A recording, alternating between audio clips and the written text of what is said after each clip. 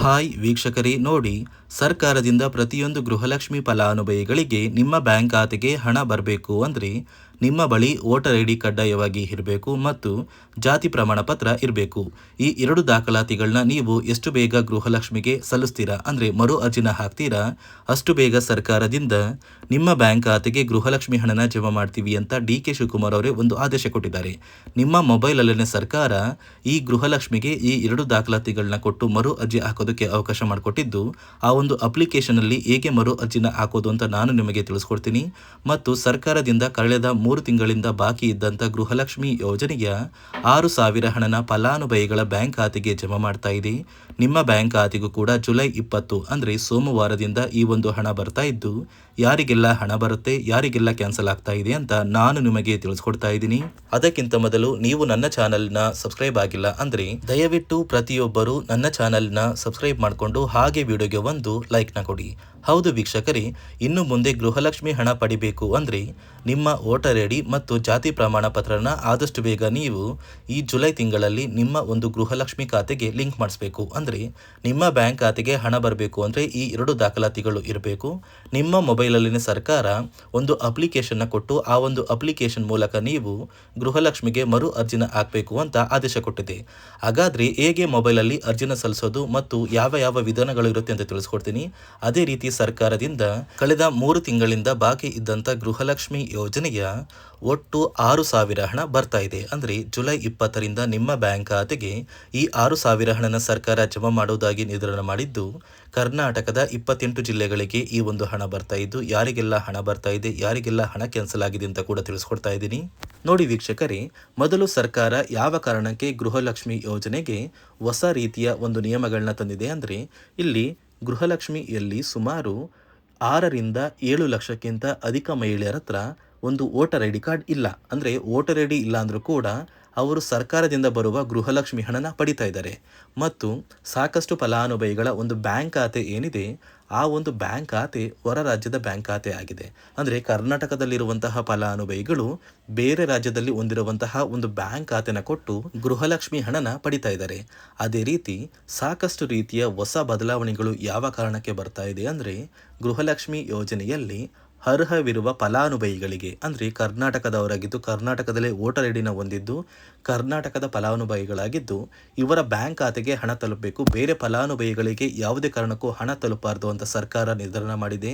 ಇದೇ ಕಾರಣಕ್ಕೆ ಸಾಕಷ್ಟು ಫಲಾನುಭವಿಗಳು ಗೃಹಲಕ್ಷ್ಮಿ ಯೋಜನೆಯ ಒಂದು ಅರ್ಹರ ಪಟ್ಟಿಯಿಂದ ಕ್ಯಾನ್ಸಲ್ ಆಗ್ತಾ ಇದ್ದಾರೆ.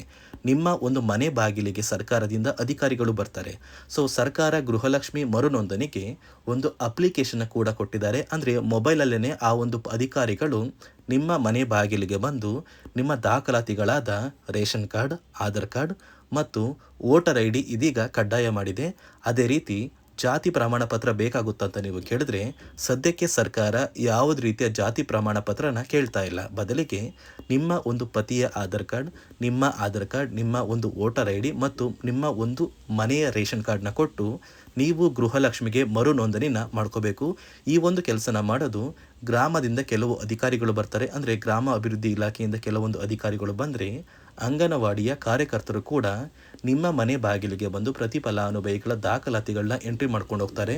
ಸೊ ಆ ಒಂದು ಫಲಾನುಭವಿಗಳು ಎಂಟ್ರಿ ಮಾಡಿದ ನಂತರ ಸರ್ಕಾರದಿಂದ ನಿಮಗೆ ಒಂದು ನೋಟಿಫಿಕೇಶನ್ ಬರುತ್ತೆ. ನಿಮ್ಮ ಮೊಬೈಲ್ ನಂಬರ್ ಏನಿದೆ, ಆ ಒಂದು ಮೊಬೈಲ್ ನಂಬರ್ಗೆ ಒಂದು ಮೆಸೇಜ್ ಬರುತ್ತೆ. ಅಂದರೆ ನಿಮ್ಮ ಗೃಹಲಕ್ಷ್ಮಿ ಮರು ನೋಂದಣಿ ಅರ್ಜಿನ ನಾವು ಸ್ವೀಕಾರ ಮಾಡಿದ್ದೀವಿ ಮತ್ತು ಮುಂದಿನ ದಿನಗಳಲ್ಲಿ ನಿಮ್ಮ ಒಂದು ಗೃಹಲಕ್ಷ್ಮಿ ಹಣನ ನಿಮ್ಮ ಬ್ಯಾಂಕ್ ಖಾತೆಗೆ ಜಮಾ ಮಾಡ್ತೀವಿ ಅಂತ ಸರ್ಕಾರದಿಂದಲೇ ಒಂದು ಮೆಸೇಜ್ನ ಕಳಿಸ್ತಾರೆ. ಆದರೆ ನೀವು ನಿಮ್ಮ ಮೊಬೈಲ್ ನಂಬರ್ನ ಆಕ್ಟಿವ್ ಆಗಿರುವಂತಹ ಮೊಬೈಲ್ ನಂಬರ್ನ ಕೊಡಬೇಕು. ಯಾಕಂದರೆ ನಿಮ್ಮ ಬ್ಯಾಂಕ್ ಖಾತೆಗೆ ಲಿಂಕ್ ಆಗಿರುವಂತಹ ಮೊಬೈಲ್ ನಂಬರ್ ಬೇರೆ ಇರುತ್ತೆ ಮತ್ತು ನೀವು ಹೊಂದಿರುವಂತಹ ಒಂದು ಮೊಬೈಲ್ ನಂಬರ್ ಬೇರೆ ಇರುತ್ತೆ. ಇದೇ ಕಾರಣಕ್ಕೆ ಕರೆಕ್ಟಾಗಿರುವಂತಹ ಒಂದು ಮೊಬೈಲ್ ನಂಬರ್ನ ಕೊಟ್ಟರೆ ಆದಷ್ಟು ಬೇಗ ನೀವು ಮರು ಅರ್ಜಿನ ಹಾಕಿ ಗೃಹಲಕ್ಷ್ಮಿ ಹಣನ ಪಡ್ಕೋಬೋದು. ಅದೇ ರೀತಿ ನೀವು ಹೊಂದಿರುವ ಬ್ಯಾಂಕ್ ಖಾತೆ ಏನಿದೆ, ಆ ಒಂದು ಬ್ಯಾಂಕ್ ಖಾತೆನ ನೀವು ಆ್ಯಕ್ಟಿವ್ ಆಗಿ ಇಟ್ಕೋಬೇಕು. ಅಂದರೆ ಯಾವುದೇ ರೀತಿಯ ಒಂದು ವಹಿವಾಟನ್ನು ನಡೆಸ್ತಾ ಇಲ್ಲ ಅಂದರೆ ನಿಮ್ಮ ಒಂದು ಬ್ಯಾಂಕ್ ಖಾತೆಗೆ ಗೃಹಲಕ್ಷ್ಮಿ ಹಣ ಖಂಡಿತವಾಗಿಯೂ ಬರೋದಿಲ್ಲ. ಅದೇ ರೀತಿ ನೋಡಿ ವೀಕ್ಷಕರೇ, ನಿಮ್ಮ ಮನೆಯ ಕುಟುಂಬರು ಅಂದರೆ ಗೃಹಲಕ್ಷ್ಮಿ ಯೋಜನೆಯ ಒಂದು ಸದಸ್ಯ ಏನಾರು ಮರಣ ಹೊಂದಿದ್ದು ಅವರ ಬದಲಾಗಿ ನೀವು ಅಪ್ಲಿಕೇಶನ್ ಹಾಕ್ತೀವಿ ಅಂದರೆ ಅದು ಸಾಧ್ಯವಿಲ್ಲ. ಯಾಕಂದರೆ ನಿಮ್ಮ ಒಂದು ರೇಷನ್ ಕಾರ್ಡಲ್ಲಿ ಮನೆಯ ಯಜಮಾನಿ ಯಾರಿರ್ತಾರೆ ಅವರೇ ಮಾತ್ರ ಗೃಹಲಕ್ಷ್ಮಿ ಯೋಜನೆಗೆ ಅರ್ಹರಾಗಿರ್ತಾರೆ. ಒಂದು ವೇಳೆ ಮನೆಯ ಸದಸ್ಯರು ಯಜಮಾನಿಯಾಗಿದ್ದು ಅವರು ಮರಣ ಹೊಂದಿದ್ರೆ ನೀವು ಗೃಹಲಕ್ಷ್ಮಿ ಯೋಜನೆಗೆ ಅಪ್ಲಿಕೇಶನ್ ಹಾಕೋದಕ್ಕೆ ಆಗೋದಿಲ್ಲ. ಮೊದಲು ನಿಮ್ಮ ಮನೆಯಲ್ಲಿ ಇರುವಂತಹ ಒಂದು ಹೆಣ್ಣು ಮಗಳು ಅಂದರೆ ಮಹಿಳೆ, ನಿಮ್ಮ ಒಂದು ಪತ್ನಿ ಇರ್ಬೋದು ಅಥವಾ ನಿಮ್ಮ ಒಂದು ತಾಯಿ ಇರ್ಬೋದು, ಅವ್ರನ್ನ ಮನೆಯ ಯಜಮಾನಿ ನೀವು ಮಾಡಬೇಕಾಗುತ್ತೆ. ಸೊ ಮನೆಯ ಯಜಮಾನಿ ಮಾಡಿದ ನಂತರ ಮಾತ್ರ ನೀವು ಗೃಹಲಕ್ಷ್ಮಿಯ ಸೌಲಭ್ಯನ ಪಡ್ಕೋಬೋದು. ಒಂದು ವೇಳೆ ನೀವು ಗೃಹಲಕ್ಷ್ಮಿಗೆ ಹೊಸದಾಗಿ ಅರ್ಜಿ ಹಾಕಬೇಕು ಅಂದರೆ ಇದೀಗ ಸರ್ಕಾರ ಅದಕ್ಕೂ ಕೂಡ ಕರ್ನಾಟಕ ಒನ್, ಗ್ರಾಮ ಒನ್ ಅಥವಾ ಬೆಂಗಳೂರು ಒನ್ ಸೇವಾ ಕೇಂದ್ರದಲ್ಲಿ ಅವಕಾಶ ಮಾಡಿಕೊಟ್ಟಿದೆ.